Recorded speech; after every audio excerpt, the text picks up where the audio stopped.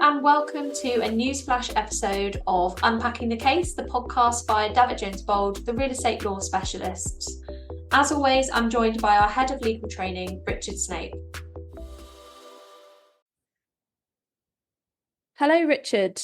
Hello, Lizzie. Happy New Year. And to you, our first podcast of 2025. And it's hot off the press from the 17th of December, so just before Christmas last year. The case is called Ramsbury Properties Ltd and Ocean View Construction Ltd. And it's all about breaching the terms of the lease and what tenants can do about it. And it was in the Judicial Committee of the Privy Council, which is one that we mentioned before the break, actually, which doesn't come up very often. So do you want to start with the background facts on this case? Well, I'll better mention the Privy Council first, yes, I think. Please. It's tantamount to the Supreme Court, same judges and the likes, but they are the ultimate court of appeal for various countries. Not as many as once upon a time, but some which are crown dependencies, like the Channel Islands and the Isle of Man. Some which are British overseas territories, like the Cayman Islands and Gibraltar and the British Virgin Islands. But a lot of Caribbean, sort of Commonwealth countries still use the Privy Council as the ultimate court of appeal. And this is actually one of them. This was St. Christopher and Nevis, specifically the island of Nevis. Have you ever been there, Lizzie? No, I haven't. You've been most places. Shall I tell you the background facts? Yes, please. It was, the background to it was a property called the Four Seasons Hotel on Nevis, which was badly damaged by a hurricane in 2008, Hurricane Omar, I think it was.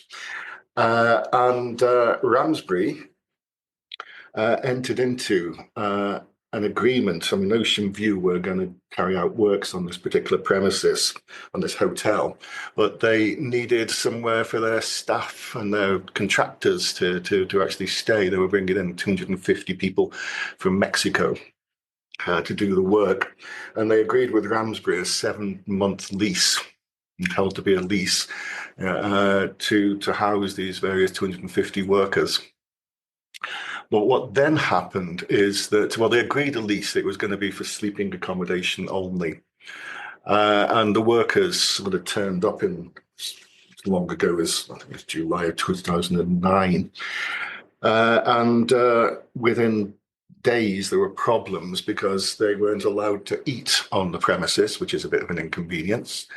And there was nowhere to wash or dry their clothing. Bearing in mind, this is in the Caribbean. And the air conditioning was found to be inadequate. So 4 days into this 7-month agreement, Ocean View basically announced that we're getting out and we're not going to pay you. And that's basically what the case is about. It's a Privy Council case on appeal from the East Caribbean Court of Appeal. Shall I tell you what the arguments were? Yes, please. It's one I quite like because it takes me back to my studying degree and also when I was a lecturer many years ago at university. Basically, they want to argue that they can rescind the contract. It's a repudiatory breach. The fact that you're not allowed to eat on the premises and so on was a breach of quiet enjoyment, which is an implied term in leases. Not just in the kind of acoustic sense of the word, but elsewhere.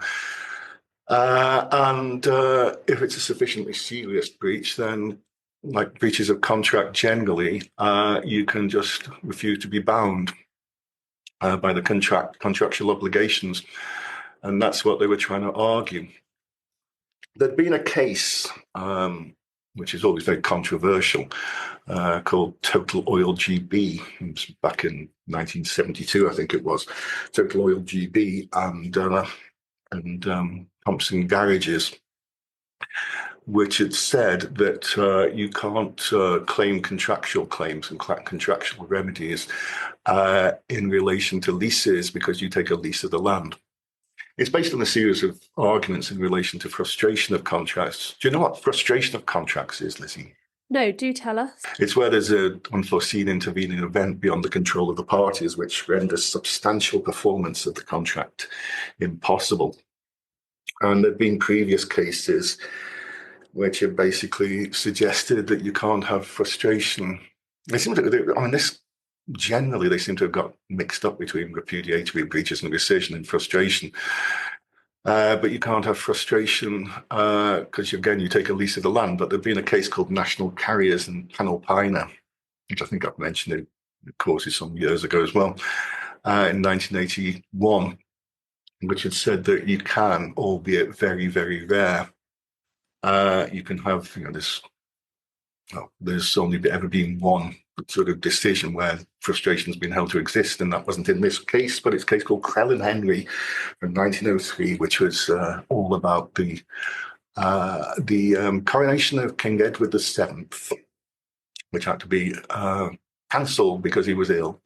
And these people had taken on a 2-year lease to watch the current, 2-day lease, long coronation otherwise, to watch the procession, which obviously they couldn't do. And that came to an end. That's the only case that's been remotely successful, but it is a possibility.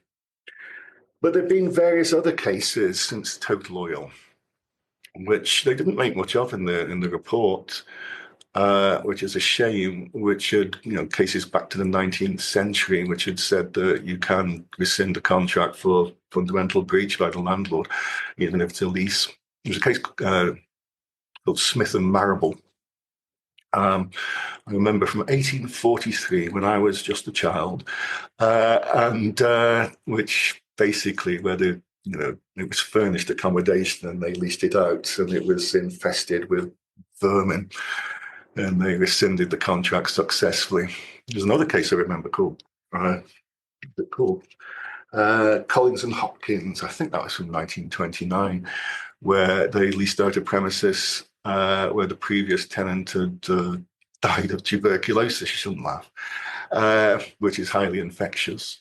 And they were able to repudiate the contract. There was another more recent one. I remember, you might know this area, Ninehead and developments and RH fiberboard containers from the late 1990s, where they'd said, again, you can have, repudiatory breaches could allow the tenant to rescind the contract if it's sufficiently serious. On that particular occasion, the landlords seem to have, on rare occasions, allowed other people to sort of block the loading bay to the tenant's property.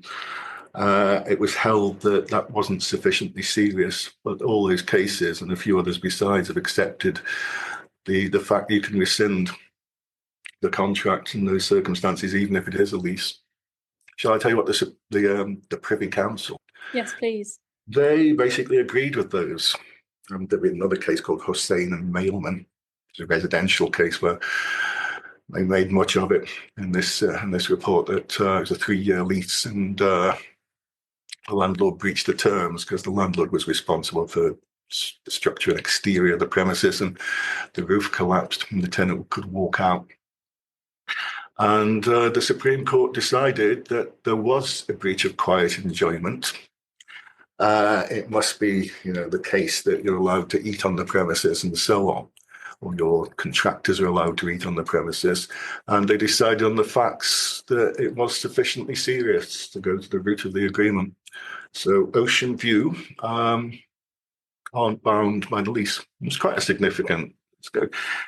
I say it sort of takes me back because I used to talk about Smith and Marrable. I used to tell the students about it if they wanted to get out of their leases early. So it's a good reminder case, and it's a good way of tenants not being bound by their leases if the landlord's in breach, even of implied terms.